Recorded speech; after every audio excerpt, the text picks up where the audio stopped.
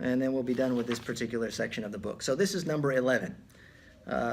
Point number 11, the Imam says, regarding childbirth, there are 6 things. The first is that you aren't overly excited, and you do not, I should say, you do not display that excitement at the birth of a boy, and then you are sad at the birth of a girl. He says, because you have no idea which will be good, which of them will be good, either the boy or the girl. And we know that the best in the sight of Allah subhanahu wa ta'ala are the most pious, regardless of whether they're male or female. And the opportunities that we have for both good and evil are offered to us without discrimination in general. The second point is to make the adhan in the newborn's ear when they are born. And that is hopefully so that they will hear the first words of their faith. They will hear those, and inshallah they will leave this world in a similar way, with the praise and the mention of Allah subhanahu wa ta'ala and the testimony of faith. The next, number 3, is naming the child with a good name. And it was reported by Imam Muslim, the Prophet sallallahu alaihi wasallam, he said, "Inna ahabba asma'ikum ila Allah azza wa jal, Abdullah wa Abdur Rahman." The most beloved names to Allah are Abdullah and Abdurrahman. And then any other Abd type is also a great name. There are other recommended names, like the names of the prophets, the names of the righteous, and the same thing goes for girls, naming them Amatullah, for example, which is the female servant or female slave of Allah. And then any other permissible name. There are some names that are considered disliked. For example, Aflah, Nafi', Yasar, Rabah, Barakah, things that would possibly be a testament to good character. And the reason for that is so that it's not said, are they like that? For example, you have one name like Salih. This is the name of a prophet, so it's excluded from this. It's excluded from this because if it's done so after the name of a prophet, but like Salihah. Salihah for a girl means righteous, or Taqi, or those types of names for a boy. It means pious or obedient or something of that nature. And it's disliked so that no one says, are they like that? And then it has to be said, no, they're not. Meaning they weren't able to guarantee the name. And there are many, many beautiful names, and there are and the range of names in terms of permissibility is wide open. But it is important to give the child a good name that they can be proud of, that will identify them as a person of faith. And there's one important note that I wanted to mention here, and that is going above and beyond to try and find unique names. Going above and beyond to try and find uniqueness. And sometimes in doing that, people end up picking strange things for names. They look in the Quran, or they look somewhere, they go on in the name books or the websites, and those things, the websites and those naming books and stuff are not always accurate in terms of the usage of a word as a name. And I'm always asked about names at the birth of children, and so I get all kinds of strange questions about these names. And some suggestions are like, it would be like in English naming your child like chair, for example, like kursi is in the Quran, the footstool of Allah.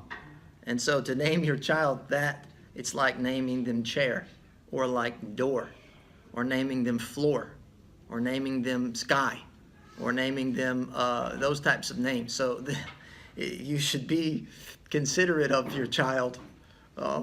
It may sound, it may be that you're unfamiliar with the Arabic language, so it sounds unique, but anyone that is familiar with the language enough would certainly be appalled by that choice of name. So, names have meanings, and I know that in a lot of languages, the language has become so weak that a lot of names we don't know their meanings. But believe it or not, they all have an original meaning that is associated with the name.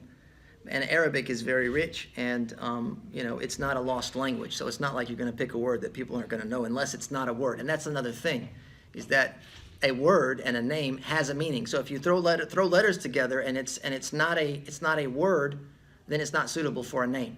If you just put a bunch of letters together and it sounds unique, it's like you're just worried about the sound quality of it. If it doesn't have a good meaning or a meaning, it's not suitable to name the child. The next one, number 4, is the aqiqah, which is a ceremony that is performed for the birth of a child in gratitude for their birth, showing Allah subhanahu wa ta'ala your thanks, and then slaughtering an animal. So this is a ritual sacrifice, and for boys there's a slaughter of 2 shatan, 2 lambs, and for girls 1. And this is a highly recommended, and it's something that should be done for the public or for family or the neighborhood, and that you cook the food and that you serve it.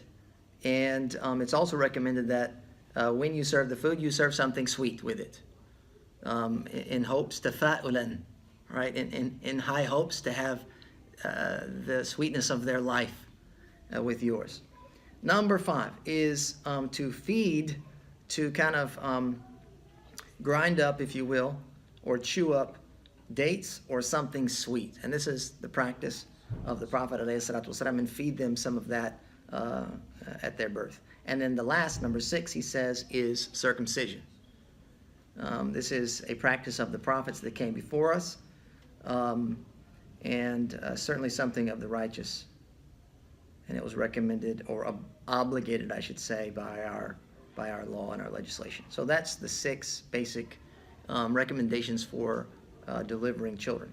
So there is kind of a story that goes with what these rights, if you will, of the child are after. And there was a scenario between a father and his son during the time of Umar ibn Khattab, which the son was being disrespectful and disobedient. And so the father took issue with that, and they went to Umar ibn Khattab in order to judge between the two.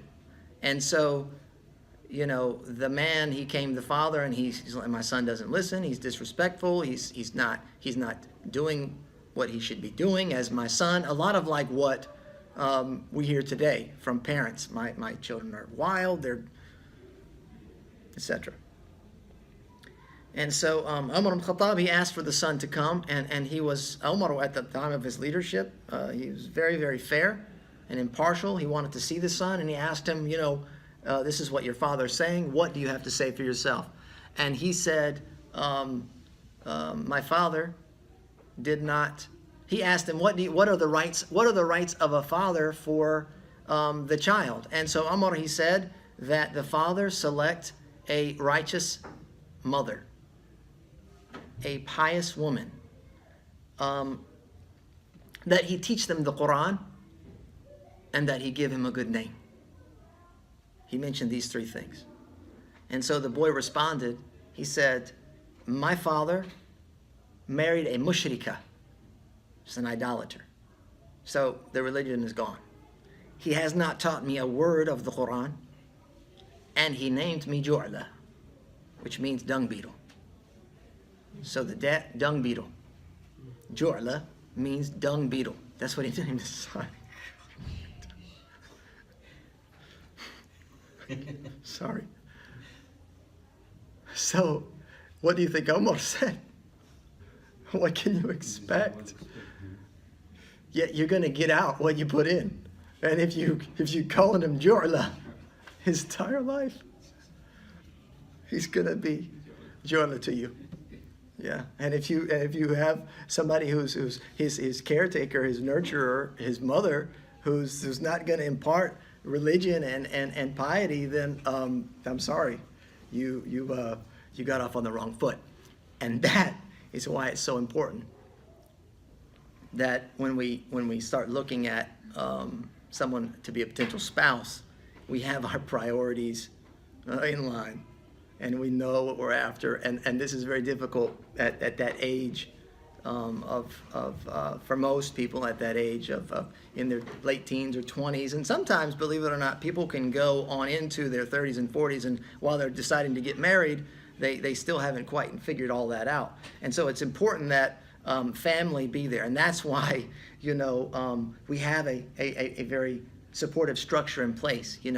The man has his family that are going to counsel and advise him, and the woman in particular has a wali.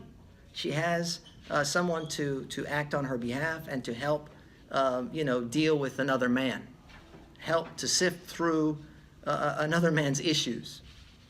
And so if we utilize that system and we stay true to that, and we listen to our elders and we take their counsel, and we don't give in to lusts and desires and feelings of emotion, but we are level-headed in the decision-making process, then we are likely to avoid a lot of heartache and a lot of community strife, because that's what really happens. When you're talking about families, you're not just talking about two individuals, you're talking about a whole family, both sides, and you're talking about communities, etc. So that's very, very important. So the next part here, this is number 12, and this is included in the rights of the wife, or what's obligatory upon the husband in regards to his wife. So number 12, and this is the last point here, and this has to do with divorce. Because divorce, of course, is a part of, or it can be a part of married life. It can be the conclusion of a marriage. And this, as the Imam says, is from the most disliked, disdained things which is considered permissible. Abghad al-mubahat.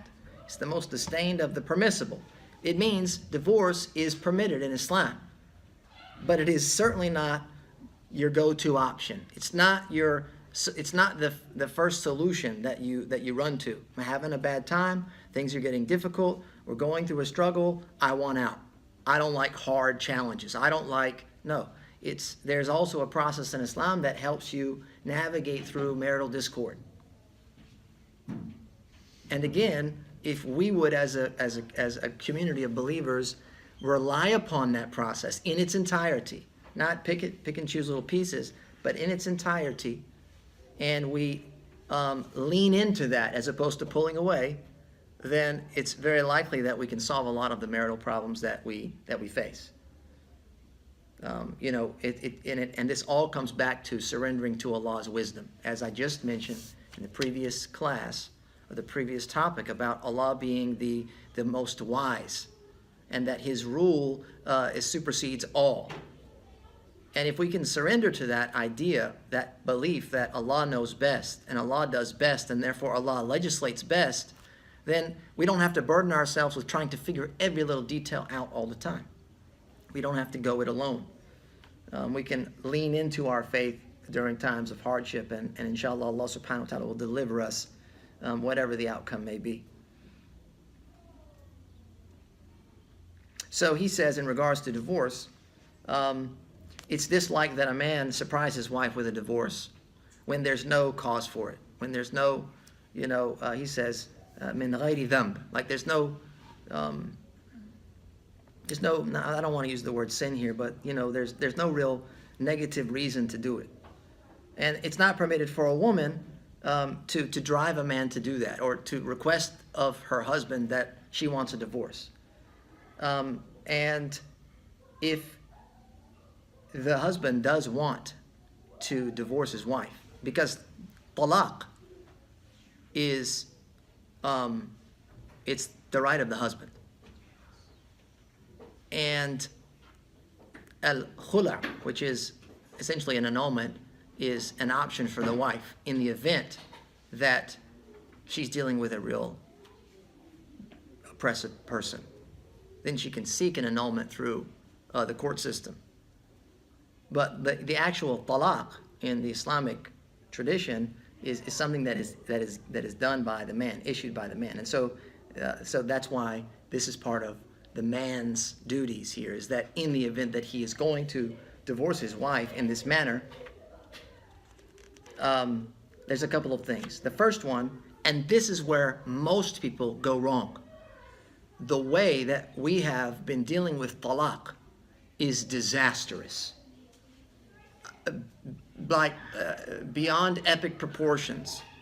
It's done so incorrectly almost all of the time. It's a true tragedy. So the first thing he says is that divorce can only be pronounced or issued after the woman's menstrual cycle concludes and they have not been intimate. So what that means is, if during the month you were intimate, your husband cannot divorce you until your next menstrual cycle, and then during that period of tahara, of purification, that's when the divorce can be issued. In my experience, that's not practiced, because divorce, often men, is in these very emotional situations, they drop it like that, regardless of considering the actual protocol. And there's a number of reasons for this, and one of those reasons is so that the iddah period does not become overly extended, right? The iddah period for the woman is 3 menstrual cycles. So, if you divorce your wife after a menstrual cycle concludes, she now has another 23 days or so before she can begin counting the iddah.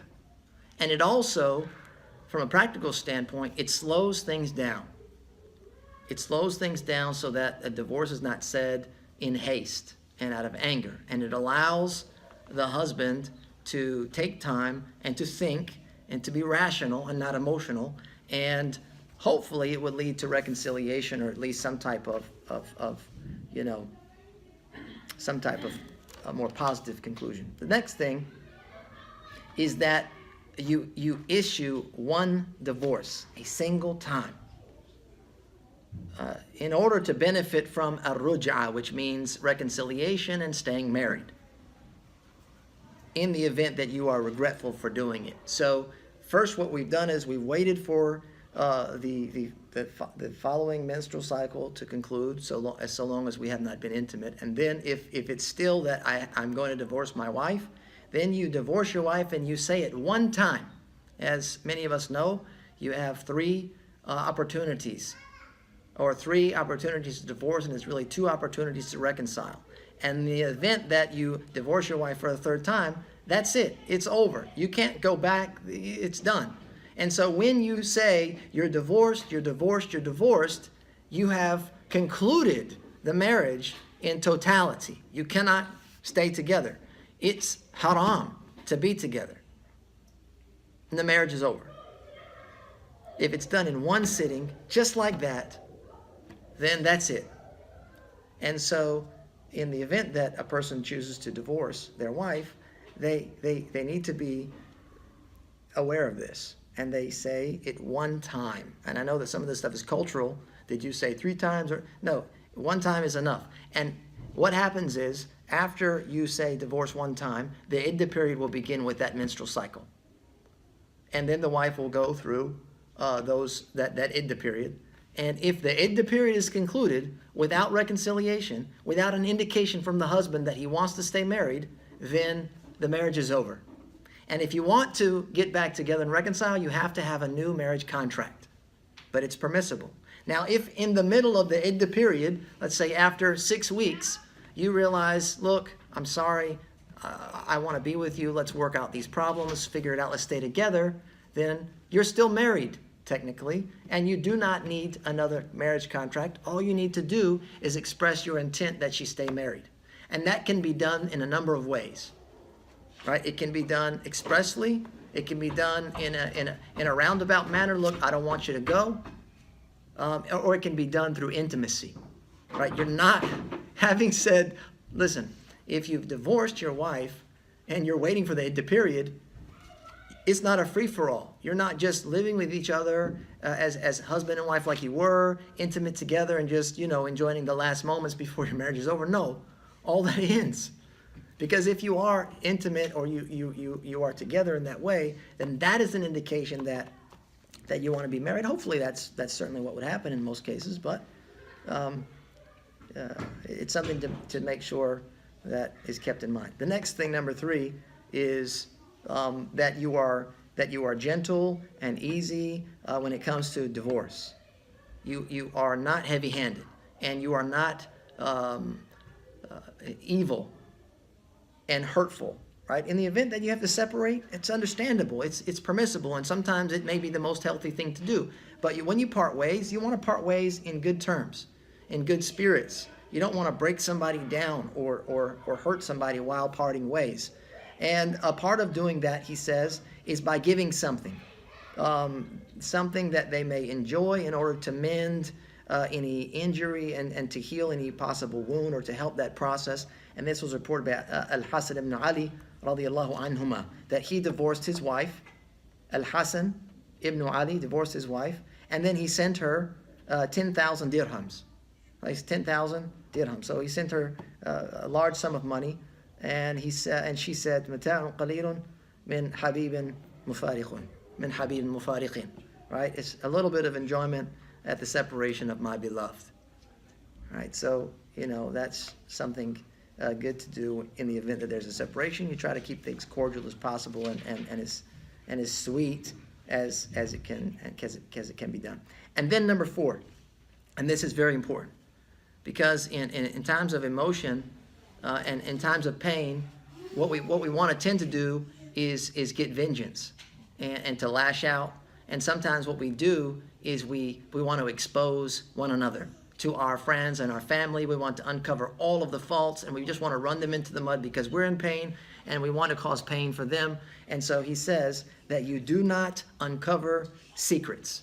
And here's particularly, he's talking to the husband. You do not go uncovering her secrets. And this was reported in a hadith sahih, which was related by Imam Muslim. He says that the evilest of people with Allah subhanahu wa ta'ala on the day of judgment is a man. He says, يَفْضِي إِلَى امْرَأَةٍ. He goes to his wife, and she goes to him, like intimately or privately, and then he broadcasts that. And it's not just with divorce, it's with anything. And alhamdulillah, the Muslim community by and large is pretty shy when it comes to those things and pretty secretive.